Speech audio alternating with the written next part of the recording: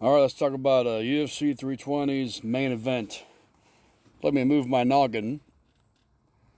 That man right behind me is Carlos Ladies Night Ulberg from New Zealand. He just defeated Dominic Reyes 3 days ago at UFC Perth.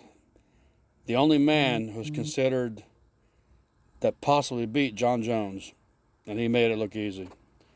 And 3 days later, he was offered to go fly from Australia down to Las Vegas to be the backup fighter for UFC 320. That's crazy. And that's starting to happen a lot more often if you want to line yourself up for a title fight. But I tell you what, Carlos Ulberg versus any of these boys would be something else. So a little background on him. Of course, Magomed Ankalaev is the current UFC light heavyweight champion. No one wanted to fight him, and that's why Alex is fighting him again.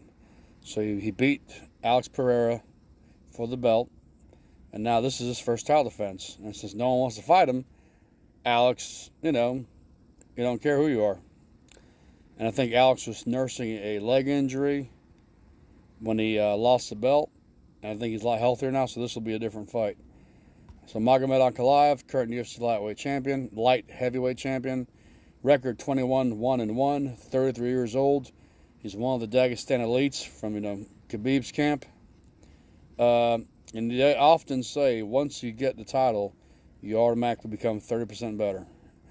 If that's the case, this guy's even more dangerous. But, I love Alex. Have faith in him. Alex Polton Pereira, his record is 12-3. He's the number one ranked light heavyweight, former UFC middleweight and light heavyweight champion, former Glory kickboxing middleweight and light heavyweight champion. The only one to do that as well. And I think he was the number 9 UFC double champ. Now number 10 is Ilia Topuria. But the interesting part about Carlos Ulberg, his record's 14-1. He's 34 years old, so he's a little bit older than Ankalaev. It just seems unbeatable, especially after what he did to Dominic Reyes. And for some reason, Magomed gets hurt or injured, or Alex, and it goes down with this guy, still going to be a hell of a banger. Fingers crossed for Alex. Hope he can get the belt back.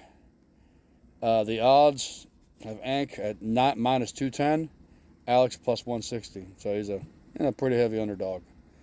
Other than that, this should be a banger.